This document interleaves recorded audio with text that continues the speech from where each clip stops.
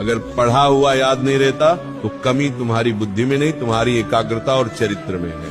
आज की वाणी से वह अग्नि निकलेगी जो तुम्हारे दिमाग के जालों को जलाकर राख कर देगी। अगर अपनी बुद्धि को लोहे से फौलाद बनाना है तो इस चर्चा को अंत तक पीना होगा। तुम रोते हो कि तुम भूल जाते हो, तुम परेशान हो कि परीक्षा सिर पर है और दिमाग खाली है। ये हार मान लेने का समय नहीं है। विद्या तो माँ सरस्वती का प्रसाद है और प्रसाद लेने के लिए हाथ नहीं, हृदय साफ होना चाहिए।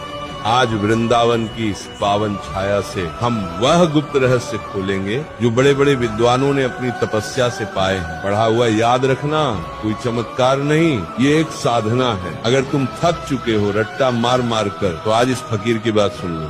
तुम्हारी बुद्धि का द्वार खुल जाएगा और ज्ञान तुम्हारे भीतर ठहरने लगेगा। तू कहता है कि याद नहीं रहता, मैं कहता हूँ तुझे सब याद रहता है। तुझे वो पिक्चर की कहानी याद है जो तूने 3 साल पहले देखी थी। तुझे वह गाली याद है जो किसी ने बचपन में दी थी। तुझे वह अपमान याद है जो किसी ने भीड़ में किया था।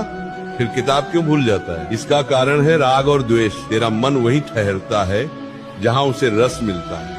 तुझे पढ़ाई में रस नहीं मिल रहा, तुझे पढ़ाई एक बोझ लग रही है। जब तक तू विद्या को भार समझेगा वह तेरे भीतर नहीं टिकेगी।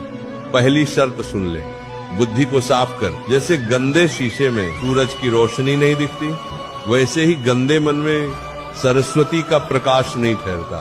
दिन भर मोबाइल पर जो गंद देख रहा है, जो व्यर्थ की चर्चाएं कर रहा है, वह तेरे दिमाग की मेमोरी खा रही है। उन्हें डिलीट कर, तभी नया और कीमती ज्ञान वहाँ टिकेगा।